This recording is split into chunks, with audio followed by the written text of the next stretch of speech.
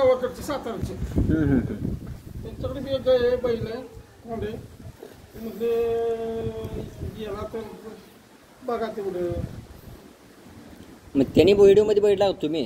त्यांनी व्हिडिओ मध्ये बघून मला व्हिडिओ टाकला आणि म्हटलं की फक्त रोज त्यांचे व्हिडिओ मला माहिती आहे त्यांची काय आहे.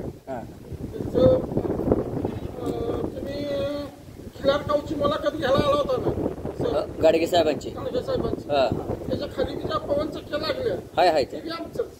तुमचंच आहे काय? आम्ही तिथे बी काम केलंय. बरं बरं. गाडगे सरांना वगैरे आम्ही म्हणजे चांगलं ओळखतो असं.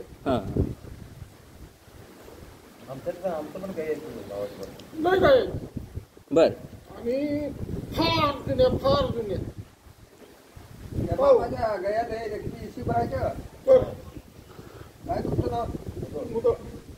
मोनाप्पा मुदळ.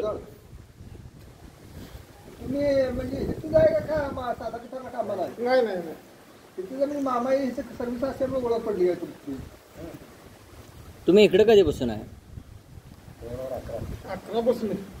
बर. मग राहायलाच इकडे का? नाही शनिवारी जातो, शुक्रवारी शनिवारी 1-2 दिवस असतं काम. जात असते ते. नाही 1-2 दिवसच काम असते. आज सकाळी आलोय, 2 दिवस इथे करायची काम सकाळी सोमवारी. काय देखरेख करायची का? हो किरकोळ काम असतात म्हणजे मेंटेनन्सची. जमिनीची खरेदी विक्री आमच्याकडे असते. त्या खात्यात आहे तुम्ही? त्याला जमिनी घ्यायच्या पावते. काय प्रॉब्लेम झालेला मिटवायचा, काय करायचं, अडचणी दुरुस्त करायचं.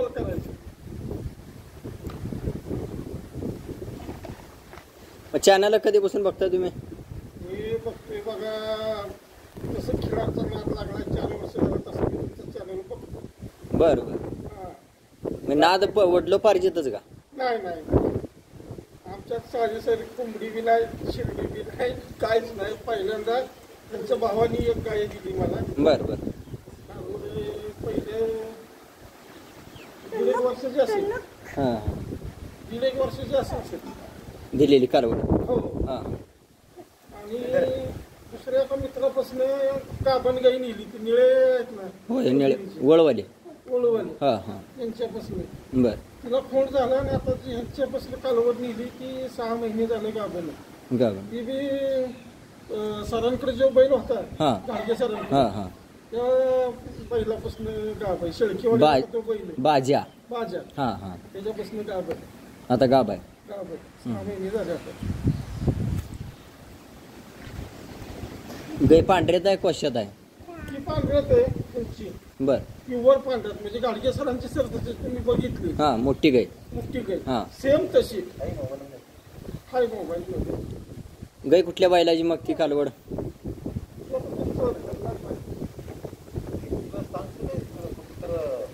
मग तुम्ही घर पोच बैल घेत होता का जाऊन लावत होता? बैल येत होती.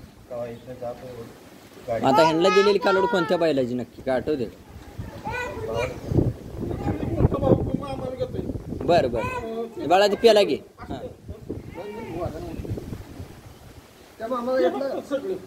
बर. म्हणजे मोकळे तुम्हाला रान भरपूर असेल तिथं.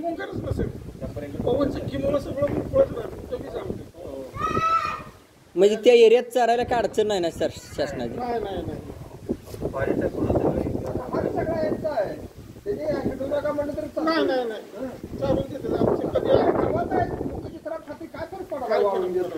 आणि इथंच नाही, आम्ही सगळीकडे चढून देतो. फॉरेस्टला तेवढी सोड देत नाही.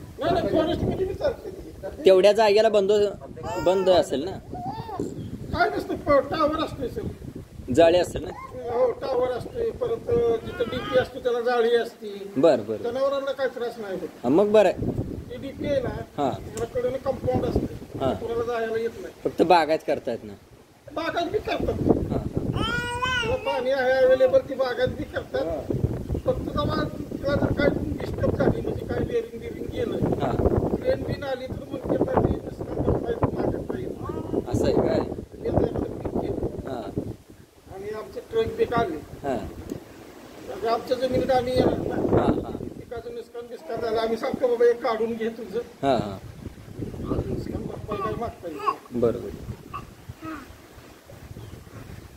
मग आता अशा 2 आहेत तुमच्याकडे तिथं? 2 आहेत.